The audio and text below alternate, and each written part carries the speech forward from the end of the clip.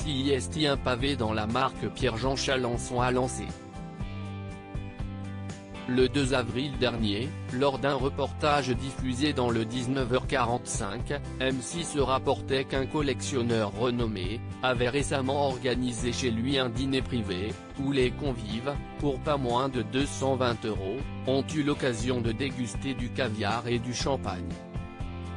Une ambiance d'un tout autre temps où le Covid-19 ne semblait plus d'actualité, tandis que la France entre lundi 5 avril dans son 3e confinement.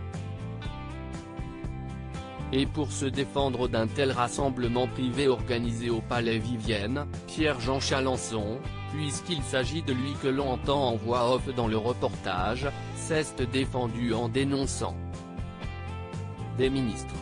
Joint par téléphone par M6, Pierre-Jean Chalancson a confié avoir dîné cette semaine dans 2 ou 3 restaurants qui sont soi-disant des restos clandestins, avec un certain nombre de ministres.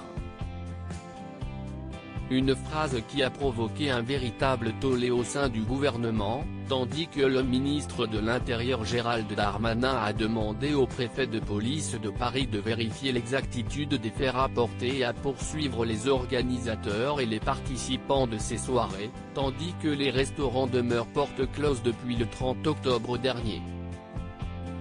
Toutefois, l'avocat du collectionneur a assuré que son client avait dit cette phrase sur le ton de l'humour. Il manie avec brio le sens de l'absurde, a-t-il précisé. Pierre-Jean Chalancson reconnaît avoir organisé des dîners privés, un rétropédalage pour Pierre-Jean Chalancson, qui a par ailleurs confirmé qu'il s'agissait bien dans le reportage de M6 d'une soirée organisée chez lui au Palais Vivienne, où les convives, sans masque, se sont fait la bise en toute insouciance. S'il a d'abord démenti avoir organisé un dîner de la sorte chez lui, le collectionneur, grand admirateur de Napoléon et ancien acheteur d'affaires conclu sur France 2, a fini par admettre les faits par le biais de son avocat. L'avocat de PJ Chalancson reconnaît ce soir dans un communiqué à l'AFP que son client est finalement bien la voix déguisée du reportage de M6, rapporte un journaliste sur Twitter.